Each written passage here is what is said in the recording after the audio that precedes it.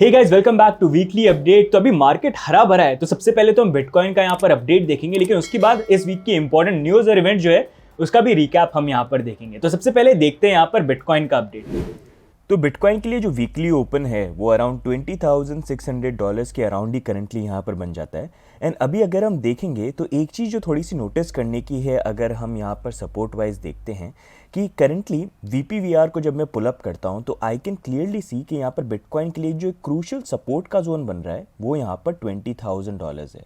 तो अभी अगर बिटकॉइन की प्राइस 1 एंड 2 नवंबर जहाँ पर FOMC की जो मीटिंग होने वाली है वहाँ पर जो इंटरेस्ट रेट जो भी वो अनाउंस करते हैं उसके बाद जो भी वॉलेटिलिटी आती है शॉर्ट टर्म में थोड़ा ऊपर नीचे हो जाए, दैट इज स्टिल फाइन। लेकिन अगर हम $20,000 के ऊपर एज ए सपोर्ट होल्ड करते हैं I think that can be good.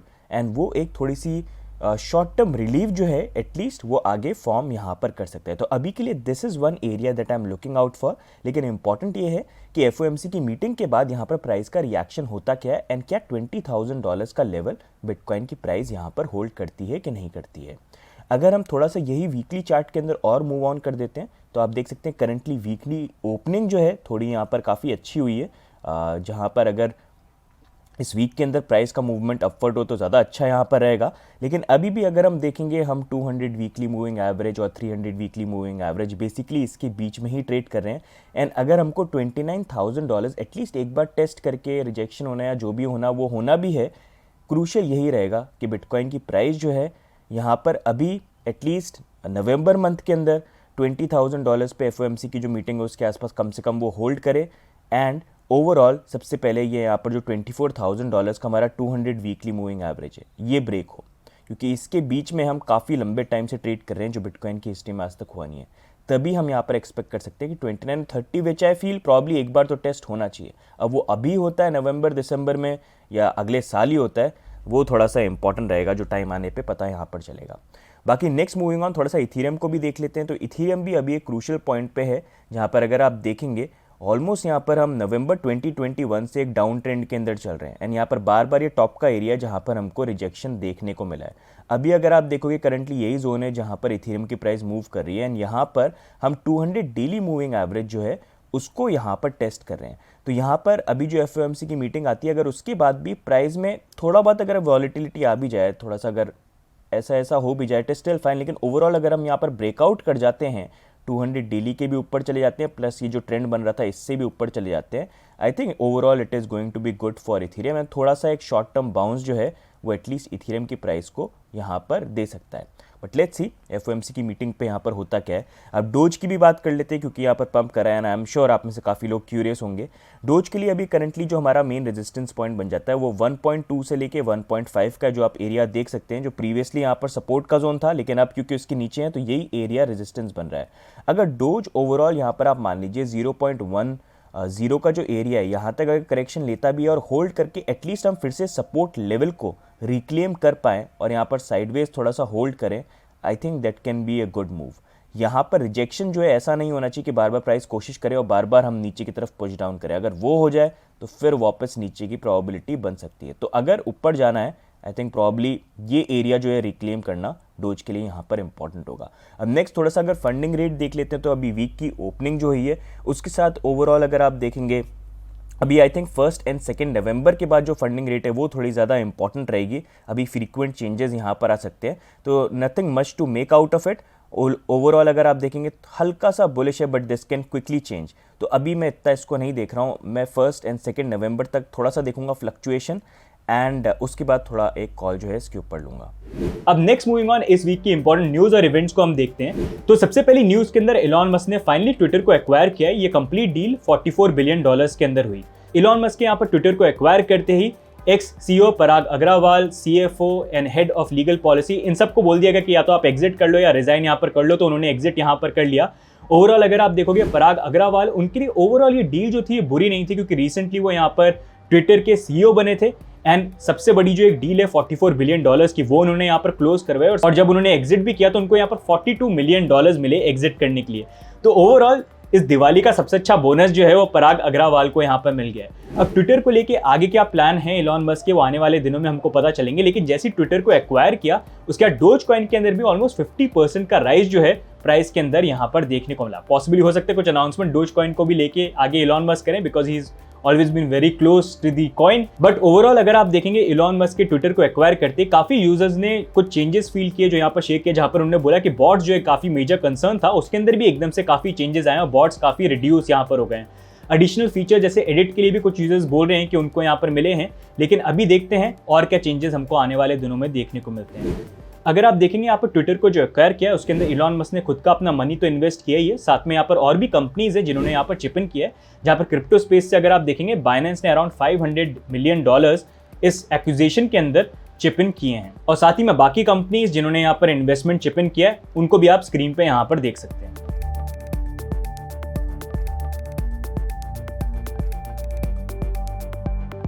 बाकी नेक्स्ट मूविंग ऑन, यूएस के जीडीपी नंबर्स भी आ गए, जहां पर Q3 के जीडीपी नंबर्स थे 2.6%। ये अगर आप देखेंगे ये पिछले 2 क्वार्टर्स के कंपैरिजन में काफी पॉजिटिव है, क्योंकि पिछले 2 क्वार्टर्स में तो नेगेटिव जीडीपी नंबर्स थे, लास्ट टाइम तो नेगेटिव 0.6% था, तो इस बार पॉजिटिव है, that is a good change. And इससे पॉसिबली ये हो सकता है कि यहाँ पर ऑल्दो जीडीपी नंबर्स बढ़ गए हैं लेकिन फेडरल रिजर्व और इंटरेस्ट रेट को आगे इंक्रीज करें, क्योंकि इन्फ्लेशन को भी डाउन लाने के लिए उनकी कोशिश काफी टाइम से रह रही है। तो उसी को लेके अब 1 नवंबर को FOMC की डेट होने वाली है, तो वहां पर देखते हैं क्या इंटरेस्ट रेट को वो और इंक्रीज करते हैं। 75 बेसिस पॉइंट स्पेकुलेट किया जा रहा है क्या उत्तर से करते हैं या फिर कोई चेंज जो है यहाँ पर होता है। बाकी नेक्स्ट मूविंग ऑन, अक्टूबर तो खत्म हो ही रहा है, तो अभी यहाँ पर जो नवंबर स्टार्ट होने वाला है, यहाँ पर फर्स्ट 2 वीक्स के अंदर यूएस की जो इंपॉर्टेंट डेट्स हैं वो आपसे हम यहाँ पर शेयर करना चाहेंगे, क्योंकि आप ध्यान रखना इन डेट्स के अराउंड हमको थोड़ी सी वॉलिटिलिटी देखने को मिल सकती है। तो आप स्क्रीन पे ये इंपॉर्टेंट डेट जो इनको देख सकते हैं और इनको नोट डाउन भी कर सकते हैं। बाकी next moving on, bitcoin mining को लेके हमेशा अलग अलग हमको यहाँ पर न्यूज जो है मीडिया में देखने को मिलती है, और एट टाइम्स हमने देखा भी है कि इनएक्यूरेट न्यूज भी हमको यहाँ पर देखने को मिलती है, जहाँ पर ये बोला जाता है कि बिटकॉइन माइनिंग जो पूरी दुनिया को एक तरह से तबाह कर सकता है।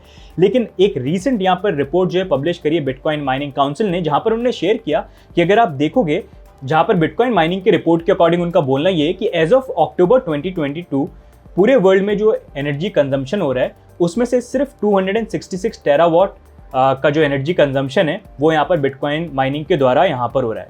अगर आप इसको कंपेयर करेंगे टोटल एनर्जी कंजम्पशन से तो वो बन जाता है 0.16% टोटल एनर्जी कंजम्पशन का। तो अगर आप देखेंगे कंपेयर टू अदर सेक्टर्स ये बहुत एक छोटा सा यहाँ पर अमाउंट जो है वो बन जाता है।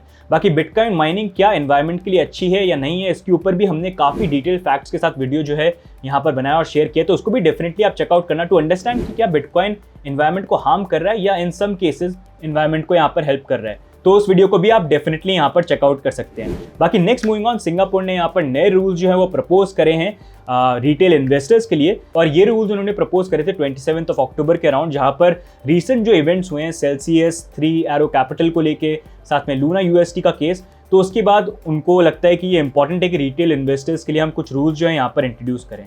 पहला रूल जो उन्होंने प्रपोज किया है कि वो ये है कि रिटेल इन्वेस्टर्स को यहाँ पर एक टेस्ट जो है उसको देना पड़ेगा और उसको पास करना पड़ेगा, ताकि वो समझे कि क्रिप्टो कितना यहाँ पर रिस्की हो सकता है। साथ में रिटेल इन्वेस्टर्स जो अगर क्रिप्टो में इन्वेस्टमेंट करना भी चाहते हैं तो उनको अलाउ नहीं करना चाहिए कि वो फंड्स जो हैं बोरो करके यहाँ पर इन्वेस्टमेंट कर पाएं, कि बैंक से लोन लेके इन्वेस्ट कर रहे हैं। और पॉसिबली हो सकता है अगर बोरोइंग फंड्स की बात हो रही है तो लेवरेज ट्रेडिंग भी उसमें इंक्लूड हो, लेकिन उसके ऊपर अभी तक क्लैरिटी जो है यहाँ पर आई नहीं है। साथ में उन्होंने ये भी बोला कि एक्सचेंजेस जो हैं उनके लिए रूल होना चाहिए कि वो कभी भी क्रेडिट कार्ड के अंदर पेमेंट यहाँ पर नहीं देंगे, कि अगर कोई भी यूजर आता है बोलता है मेरे को क्रेडिट कार्ड से परचेज करना है क्रिप्टो को, तो वो अलाउ यहाँ पर नहीं होना चाहिए। साथ में यहाँ पर क्रिप्टो प्रोजेक्ट्स और एक्सचेंजेस जो हैं उनको यहाँ पर कोई गिव अवे या ऐसे प्रमोशन वगैरह जो है वो ऑफर नहीं करने चाहिए, जो एट टाइम्स देखने को मिलते हैं और यूजर्स को प्लेटफॉर्म पे लाने के लिए, तो उसको भी यहाँ पर रोका जाए। साथ में सेलिब्रिटीज जो हैं वो क्रिप्टो प्रोजेक्ट्स और यहाँ पर जो एक्सचेंजेस हैं उनका भी एंडोर्समेंट जो है यहाँ पर नहीं करें। ये जो नए रूल्स प्रपोज करे गए हैं अभी देखना है कि ये पास यहाँ पर होते हैं, इसमें कुछ चेंजेस होते हैं कि नहीं होते हैं, लेकिन ये रूल जो है सिर्फ रिटेल इन्वेस्टर्स के लिए, इंस्टीट्यूशनल इन्वेस्टर्स के ऊपर ये रूल्स जो है यहाँ पर लागू होते नहीं है। आपके क्या व्यू पॉइंट्स हैं इन रूल्स के ऊपर? आपको लगते हैं रूल्स अच्छे हैं या बुरे हैं? क्या आपको लगता है इंडिया को भी ऐसी रूल्स जो है फॉलो करने चाहिए? Do let us no in the comments. बाकी नेक्स्ट मूविंग ऑन, बिटथम जो अगर आप देखेंगे साउथ कोरिया का second largest crypto currency exchange था फॉर 8 ईयर्स, उसके फॉर्मर ओनर जो अगर आप देखेंगे जिनका नाम है ली जोंग होन, जो अभी करंटली बिटथम के यहाँ पर डायरेक्टर बन चुके हैं, उनके अगेंस्ट में यहाँ पर कोरियन प्रोसिक्यूटर्स ने लॉ सूट फाइल किया और कोर्ट को अपील किया है कि उनको यहाँ पर सेंटेंस करना चाहिए, क्योंकि उन्होंने यहाँ पर अराउंड $69 मिलियन का फ्रॉड किया था BXC टोकन को लेके, जो बिटथम का यहाँ पर टोकन था। अब क्या उनको सेंटेंस किया जाता है या नहीं किया जाता है, इस सबको लेके जो वर्डिक्ट है अराउंड 20 दिसंबर के अराउंड यहाँ पर आ सकता है। बाकी नेक्स्ट मूविंग ऑन, अक्टूबर बने या नहीं बने, अक्टूबर तो जरूर बनाए, जहाँ पर अगर आप देखेंगे 2022 के अंदर सबसे ज़्यादा मैक्सिमम एक्सप्लॉइट और हैक जो हैं वो अक्टूबर मंथ के अंदर हमको देखने को मिले, जहाँ पर अभी एक रिसेंटली फिर से एक और हमको एक्सप्लॉइट जो है देखने को मिला, जहाँ पर टीम फाइनेंस के ऊपर एक्सप्लॉइट हुआ है $14.5 मिलियन वर्थ ऑफ टोकन्स का। अगर आप देखेंगे इनके जो लिक्विडिटी पूल थे, जैसे कुछ प्रोजेक्ट्स थे FEG, CAW, टीसू का, उनमें से फंड्स को ड्रेन किया गया है। पॉसिबली हो सकता है आपने भी इन टोकन्स के नाम नहीं सुने हो, क्योंकि ये सारे के सारे नए प्रोजेक्ट्स हैं एंड ये बिल्ड हो रहे हैं। And this also gives an idea कि काफ़ी जो डिसेंट्रलाइज फाइनेंस में भी या फिर जो प्रोजेक्ट्स हमको यहाँ पर देखने को मिल रहे हैं, सिक्योरिटीज़ के अंदर काफ़ी ज़्यादा फ्लॉ है एंड ये काफ़ी ईजी टारगेट बन रहे हैं आजकल हैकर्स के लिए। कुछ करना नहीं है, बस ढूंढो कौन सा नया प्रोजेक्ट यहाँ पर आ रहा है जिसमें वीक सिक्योरिटी और उसको एक्सप्लॉइट करो। तो यहाँ पर सिक्योरिटी पर्सपेक्टिव से इट इज़ इंपॉर्टेंट कि ये चीज़ें यहाँ पर फिक्स हों।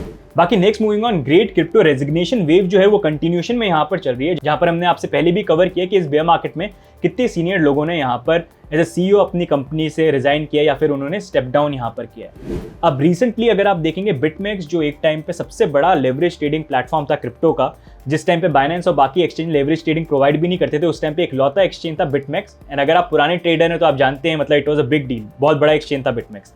लेकिन इनका डाउनफॉल तब चालू हो गया जब इनके जो एक्स CEO या फाउंडर थे आर्थर एज, उनको US के अंदर अक्यूज किया गया कि उन्होंने यहाँ पर वायलेट किया है US के बैंकिंग एक्ट को, तो उनको सरेंडर यहाँ पर करना पड़ा और उन्होंने बिटमेक्स से स्टेप डाउन भी कर दिया था और सरेंडर भी कर दिया था, और उसके बाद ही डाउनफॉल जो है बिटमेक्स का यहाँ पर चालू हो गया था। लेकिन उनके स्टेप डाउन करने के बाद यहाँ पर एलेक्जेंडर हॉपनर ने उनको रिप्लेस किया था एज ए CEO, और 2 साल तक उन्होंने यहाँ पर एक्सचेंज पे एज ए CEO की तरह काम किया।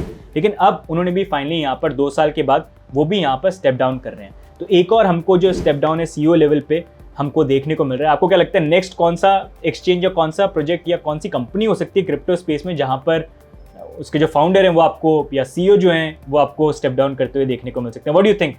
Do let us know. बाकी नेक्स्ट मूविंग ऑन, कंसेंसस ने यहाँ पर कमिट किया around $2.4 million annually MetaMask grant DAO के अंदर, जहाँ पर अगर आप देखेंगे इस डाओ को लीड करेंगे मेटामास्क के एम्प्लॉय, और वो रिस्पॉन्सिबल होंगे कि यहाँ पर जो डेवलपर्स मेटामास्क के ऊपर उसके इकोसिस्टम को बनाने के लिए काम कर रहे हैं, तो उसमें किसको यहाँ पर जो ग्रांट है वो दिया जाए। अब क्योंकि मेटामास्क का भी प्लान है कि वो इवेंचुअली यहाँ पर डाओ के ऊपर मूव करना चाहते हैं, और अगर डिसेंट्रलाइजेशन लेके आना है तो बिना टोकन के वो चीज़ यहाँ पर पॉसिबल नहीं है। तो उसके कारण काफ़ी हाई पॉसिबिलिटी ये हो सकती है कि मेटामास्क का टोकन जो है हमको आने वाले टाइम पे देखने को मिले। इसके बारे में हमने हमारा जो एयर ड्रॉप वीडियो उसके अंदर भी कवर किया है। तो हो सकता है पॉसिबली आने वाले टाइम पे जो ये टोकन ड्रॉप है ये हो सकता है। तो हमारा एयर ड्रॉप वीडियो को भी एक बार आप चेक कर लेना टू अंडरस्टैंड कि अगर एयर ड्रॉप होता है तो कैसे आप उसके लिए एलिजिबल यहाँ पर हो सकते हो, क्या पॉसिबिलिटी यहाँ पर हो सकती है। तो गाइस ये हो गए इस वीक के इंपॉर्टेंट न्यूज़ और इवेंट्स। बाकी अब नेक्स्ट हम देखते हैं इस वीक के टॉप गेनर्स और टॉप लूजर्स।